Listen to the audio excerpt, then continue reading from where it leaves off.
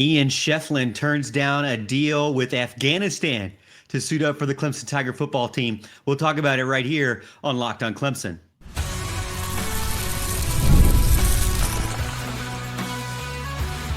You are Locked on Clemson, your daily podcast on the Clemson Tigers.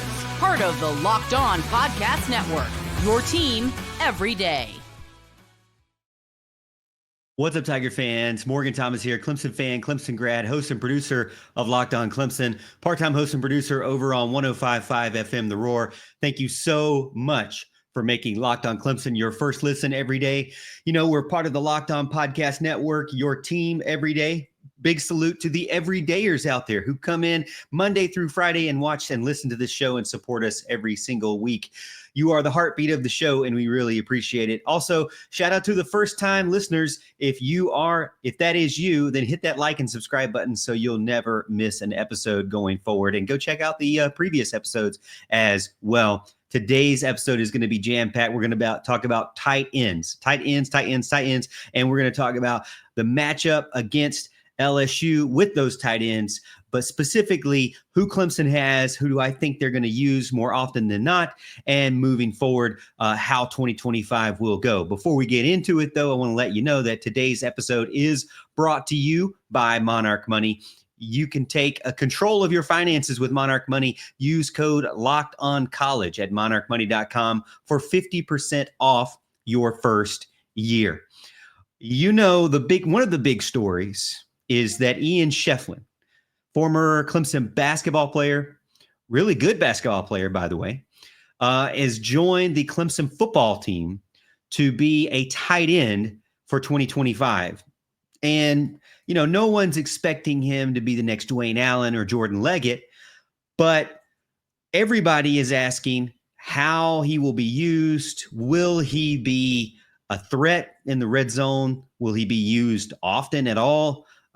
Or is he just a great story, a novelty project, one of Dabo's things that he likes to have on the side, to kind of enjoy a story with the national media, to give someone an opportunity, things like that we know Dabo loves to do as just kind of a leader of the team and try to help young men out any way he can get to reach their goals, right? So could it be just a better story, good story for Dabo or Clemson, or is it really something that could lead to success for Clemson on the football field and for Ian Shefflin? Now, I got to be honest with you. When I first heard about this, I was one of the people who were more of leaning on the novelty part. I thought it was more of a story. Oh, this is Dabo being Dabo. It'll be on People magazine, stuff like that, USA Today, whatever it may be. It's just kind of a nice story, like ESPN Sunday kind of story, right? But the more recently Ian Shefflin got up on stage and talked to the media about his intentions and what he wants to bring to the team, what his goals are for this season. Kind of when I walked away from that, it kind of made me take a step back and think, now, wait a minute. Ian Shefflin is taking this much more seriously than I was kind of giving him credit for. And I kind of wanted to reset my expectations because he's already much bigger than he looked in basketball. He's starting to get into that NFL or football type shape, elite level football type shape. And he's kind of added on a lot of weight. Now, the thing is, he needs to make sure that that's not dragging him down and making him less explosive. But he's making the transition with his body to be able to take on the physicality of football. And, we know that his endurance is there. Basketball, you have to run around a lot more, and you have to have better lungs, I think, than football, because you don't have as many breaks in between different routes and different plays and different drives as you do with basketball, where you're just constantly going. So I think his motor's there. I think his lungs will be there. But will he be able to contend with these elite level cornerbacks, elite level nickels, safeties, linebackers, outside linebackers? That was kind of my big question. Would he really be able to hang at the NFL or the elite college football level, because Clemson is playing at that level, and they have a lot of teams that are going to test Ian when he's out there on the field and try to prove that he can't hang. It's kind of one of those competitive natures when you see a guy who's a basketball player and was a famous Clemson basketball player last couple of seasons. People are going to know who he is and when he's out there, and the opponents are going to know when he's out there, and they're going to want to try to show him that he doesn't belong. So he's going to have to do what he needs to do to get ready. Now, the thing is, not only has he improved his body composition, but he was listed with Clemson at 6'8", and now he's listed Clemson football at 6'7". So a lot of people talked about, well, what happened? Did he lose an inch, or did they lie about it? And Ian came out and said, he really never said he was 6'8". He was always kind of 6'7.5" with shoes. So he told Ross Taylor to kind of put him at 6'7", and it really doesn't matter as much for football as it did for basketball. And, I can understand how the measurables will be. Another joke that I mentioned at the beginning of the show was that Dabo Swinney mentioned that, or called him and said, hey, do you want to play for Afghanistan, or do you want to play for Clemson football? And Ian thought that was kind of a funny joke from Dabo, but the truth is Ian did have some NBA prospects. He did have some overseas prospects that weren't just Afghanistan, jokingly enough. And as he continued to talk, he started to talk about how he talked to Mo Alley-Cox, and he called him and kind of discussed how to make that transition from basketball to football. And he said that he felt as if his future prospects for making more money, for getting to the professional level, for having a more long-term consistency at a professional level would be through football instead of basketball. So to me, that's coming from somebody who's who sat down with his family, with his mentors, and said, hey, what's the best place for me to make a lot of money, to make the most money, to be able to maximize my talents, physical talents and mental talents, and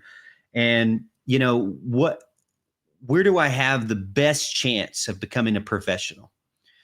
I still think he could be a great basketball player. Maybe not for the NBA. I don't know. I'm not really a big NBA scout, so I'm not even going to pretend that. But it seems as if he feels in his heart that he has a little bit more of an opportunity to be a football player.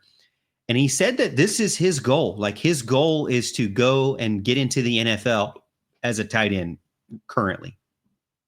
Now, I was kind of shocked when he said that because, I guess I just negatively or naively assumed that he was, just that story, just trying to give a last go, didn't want to leave Clemson, wanted to stay in college, all these kind of things that were more about him and just quality of life instead of him and being a professional. And to hear him talk about his focus on getting to the next level kind of made me reset and think, well, if he can pick this up, because, on this podcast, I have told you that I thought he would not be seen very much.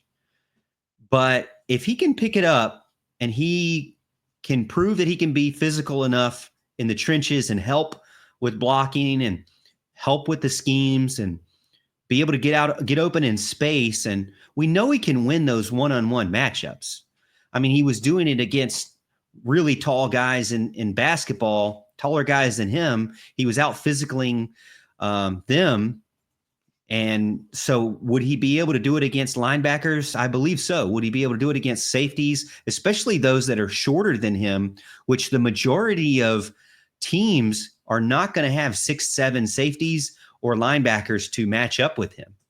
So even if he's 6'8" or 6'7", it doesn't really matter. I think that I'm going to give him a little bit more credit. Clemson's lacked, a true mismatch like this in the red zone for a while. Could he be that guy that could really go up there and become like a rotational starter for Clemson? Well, the thing is, that's his goal. It's not just a good story for him. He wants to try to get to the NFL. And to be honest with you, the way he looks, the way he talks, I'm starting to believe that the rebound king can go be the red zone king. So I'm putting a little bit more of my stock into Ian Shefflin now, where I had a lot of doubts before.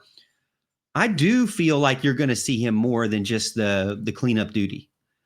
I think his goal is to get out there and prove what he can do. And if anybody has the maturity to do that, it's a guy who's been a multi-year starter in the ACC in basketball and been one of the better players in the country, been able to take his team deep into the NCAA tournament and match up against teams and win against teams that many thought nationally that they were not as good at. So if anybody can do it, honestly, I see where Dabo's coming from. It's not just a fun story. Ian Shefflin, the chef, maybe bring your chef cap to the football game now, because he could possibly be out there much more than I gave him credit for. All right, we're going to talk about some more tight ends as well. The two guys that are returning from last season that had the most receptions outside of Jake Brenningstool up next. Ever wish managing your money felt easier? With Monarch Money, it can. Whether you're growing your savings or planning a big purchase, Monarch puts you in the driver's seat. It's like having your own personal CFO, giving you full visibility and control over your finances. Monarch Money is more than a budgeting app. It's a complete financial command center. You can track all of your accounts, investments, and spending in one place. So in addition to managing your money, you're also building wealth. Now, what surprised me the most was just how much I was eating out. I spent a ton of money on that. And when you get it on an app where you can easily see it and it tracks it and it shows you exactly the categories of spending, that's where you take a step back and say, oh, wait a minute, I am spending a lot of money where I really don't want to be spending it, and move it and stop that habit. Get new habits, move that money to places where it can work for you instead of work against you. Take control of your finances with Monarch Money. Use code LOCKEDONCollege at monarchmoney.com for 50% off your first year. That's monarchmoney.com, code LOCKEDONCollege for half off your first year.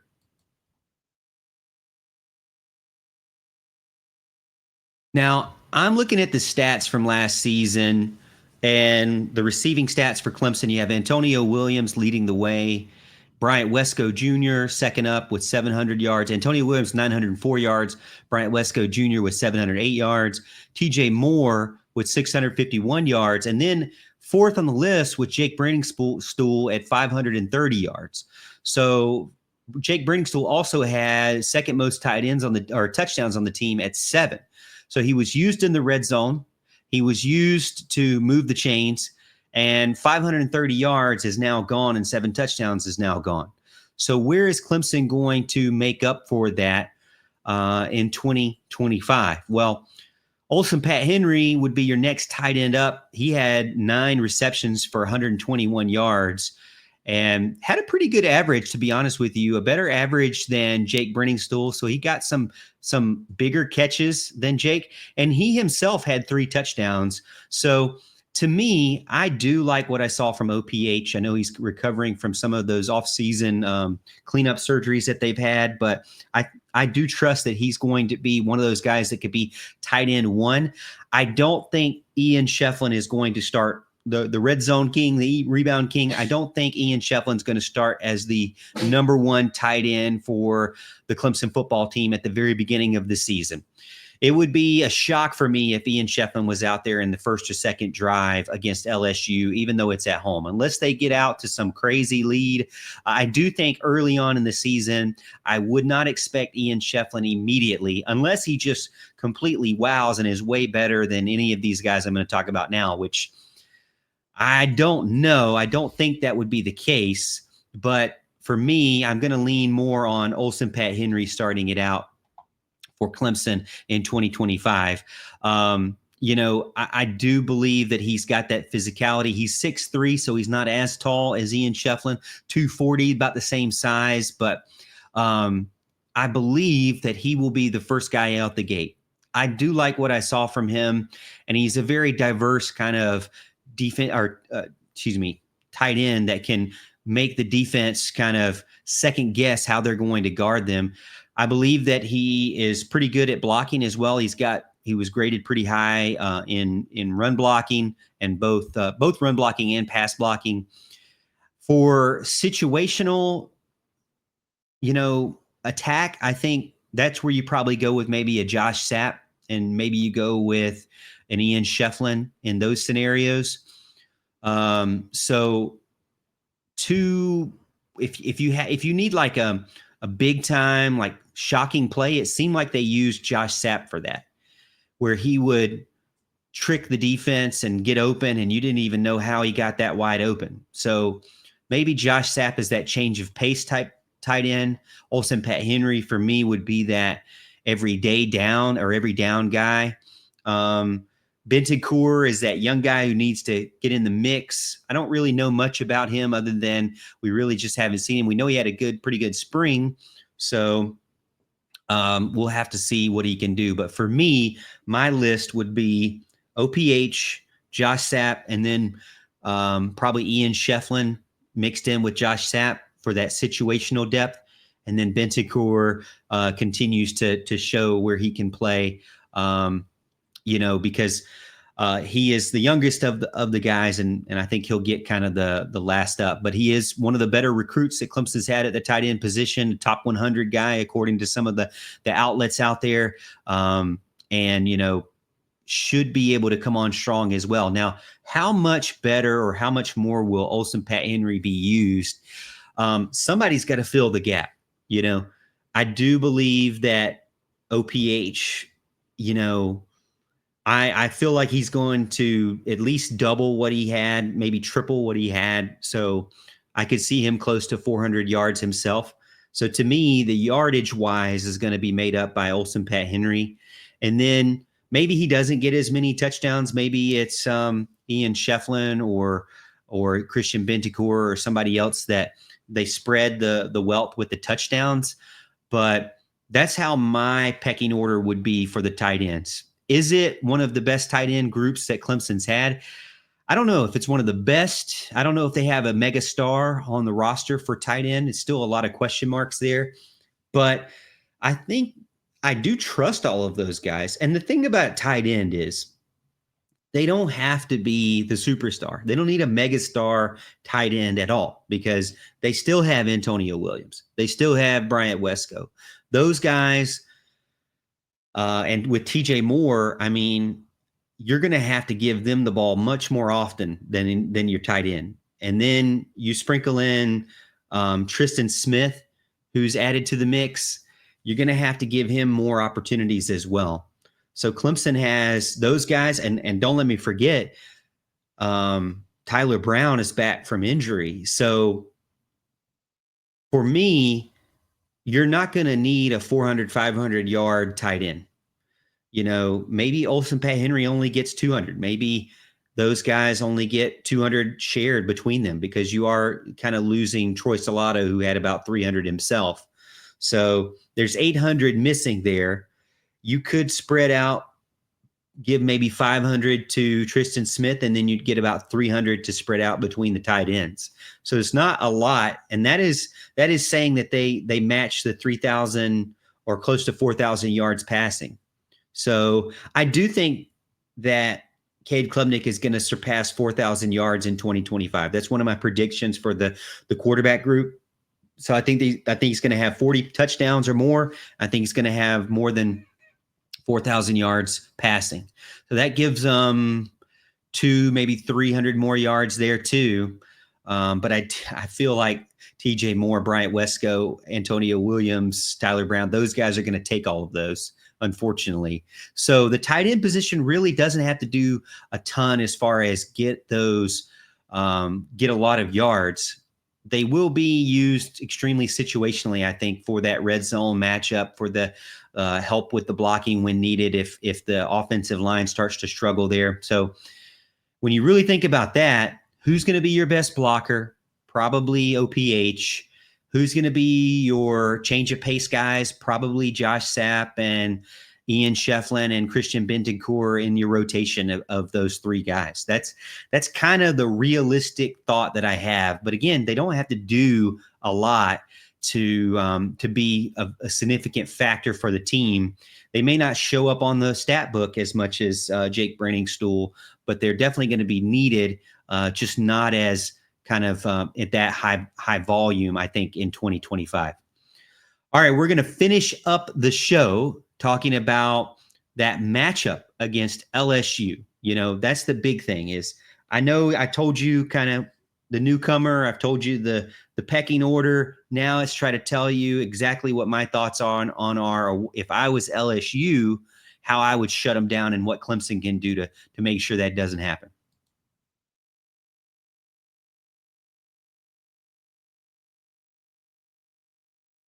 When you look at Clemson's tight end group, again, they don't have to do a lot. They're not going to be asked a ton, but who will they match up with the most? I think it really depends on how LSU wants to attack Clemson.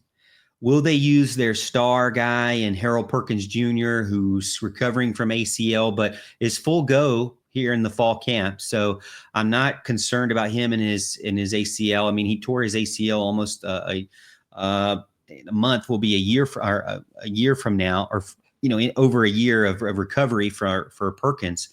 But I don't necessarily see him being that guy who is going to have to match up. To me, if I were Harold Perkins Jr. and LSU, I would probably bring the heat with him. You know, he's going to be that guy that you're going to bring the heat most of the time. And then that one time you think he's coming in, he's going to drop back in coverage and get an interception. So they're going to use him extremely aggressively for plays behind the line of scrimmage, tackles behind the line of scrimmage, sacks, and for trick interceptions where the quarterback just assumes he's blitzing and he doesn't. So that's where I think Harold Perkins Jr., his goal for me, if it was me, which I'm not Baker by any means, their defensive coordinator, but if it were me, I would use Harold Perkins Jr. as the guy to stress you out. I don't think he should be sitting back and playing a lot of coverage against Clemson. I don't think he needs to. To me, I'm going to use him to stress out Cade Klubnik, to try to get in his face, to try to find that offensive lineman that you don't trust or that you feel like you have the biggest advantage with. Do a lot of motion with him, move him around, and even though he starts on the outside, he may cut up into the inside because he's looking to attack a weaker guard. So to me, he would be my offensive weapon. The guy that I would probably put out there as someone who could be more in coverage, I'm thinking the Weeks brothers. You know, Wes and Whit Weeks. Whit, I think, had a dislocated ankle or broken leg or something late last season, but I believe he's back now and ready to go, fully cleared. So I'm not worried about injury with either of these linebackers, and they're two of the best linebackers in the country. I mean, anybody would want these guys, but it's just how you use them appropriately is how successful you are going to be. So for me, I would expect the Weeks brothers to be more of that coverage, more of the coverage assignments, probably looking at like Jordan Gilbert. You know, he's a guy who's been around for a while and also recovering from shoulder surgery, I believe. So he's been practicing in the ones in the fall. So I think he would be a guy that would match up. But when you get into Gilbert, I think he's the tallest guy you really have to worry about.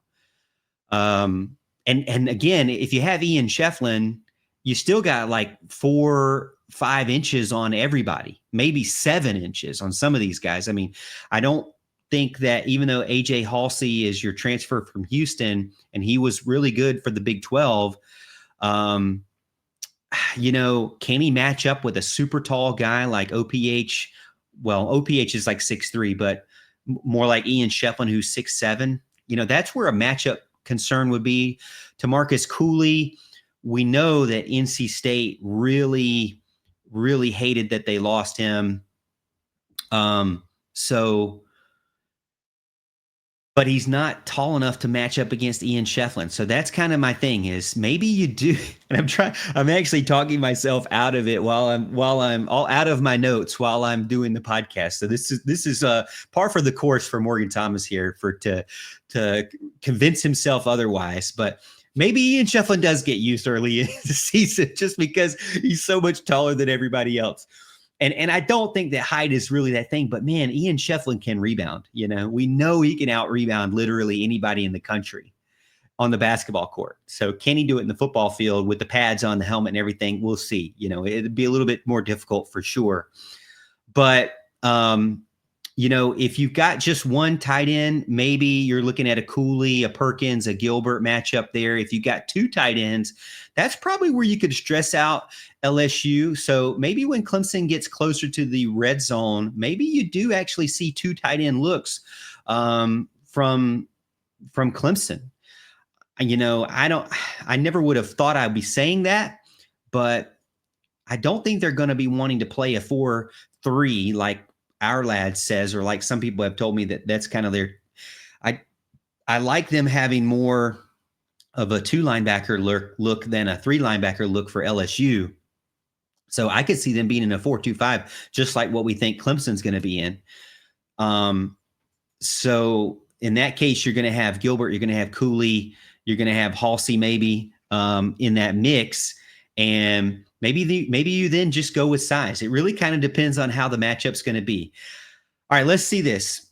If you're a fan, what would I say you should do? What should Clemson fans do in this game to figure this out? Well, I always look things pre-snap. You got to figure out where your tight end is, who your tight ends are out there. Do you have one or two? Who they are out there, and then where is Harold Perkins Jr.? That's the first thing. Is Harold Perkins actually covering the tight end?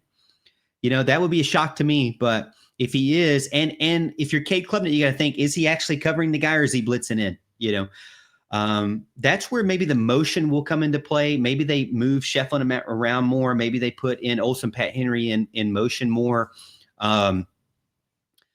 Play action on early downs could be an opportunity too, but really that relies on all about what the running backs will do. So if Clemson comes out the gate and their running back room is not up to par, which might be a nightmare, because that would kind of take away any of those motions. It would take away any of those play action opportunities because nobody would respect your running game.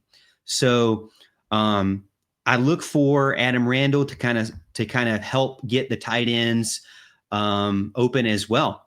Whoever is doing well at the running back position. It could be Adam Randall, could be Gideon Davidson, or even David Eziomume. But to me, your everyday guy, or maybe your rotation guy, is Olsen Pat Henry and Ian Shefflin, depending on how much field you got in front of you. And then if you need kind of that sneaky big play, that's when I kind of run out Josh Sapp and try to get him wide open in a coverage bust or something like that. You get down in the red zone, I try to move Shefflin around until you get against a shorter guy like a Cooley, and just try to take advantage there. That's what I'm thinking with LSU. And maybe the tight ends won't even be a factor at all. Maybe I'm completely crazy. I love to get your thoughts too, especially my LSU friends out there. I know that this matchup is going to be a really stressful one. It's going to be a good one against two really good teams, but I'd love to get your thoughts as well in the comments over on YouTube, or don't forget to follow me over on X at the Morgan T Show, where I can consistently talk about Clemson football or whatever you want to talk about over there on X as well. Hey, thank you so much for making Locked On Clemson your first listen of the day. For your second listen, make sure you check out the Portal Show. My friend Brian Smith, he also does the Florida State team Locked On, but he does the Portal. You can stay up to date with all the changes because there's a ton going on. You can be the most informed fan about the transfer portal over there on the Portal Show over on YouTube or wherever you listen to podcasts. And also a little bit of housekeeping at the end of the show for those everydayers out there. Again, thank you so much. I have been turning on and off and plugging and unplugging and resetting all of my software for this microphone. Now, this is a Shure microphone. I paid like $300 for it. So I'm not skimping you. I promise you, I don't have some cheap Amazon, or second-rate microphone. I'm not really sure what was going in and out the last couple of shows. Hopefully this show has been better for you. Again, this is kind of some behind-the-scenes stuff for my everydayers here at the end of the show. Thank you so much for fighting through with me and always letting me know in the comments as well. And as always, Tiger fans, hey, this is the end of this show, but we'll see you tomorrow, and we'll see you at the top of the hill.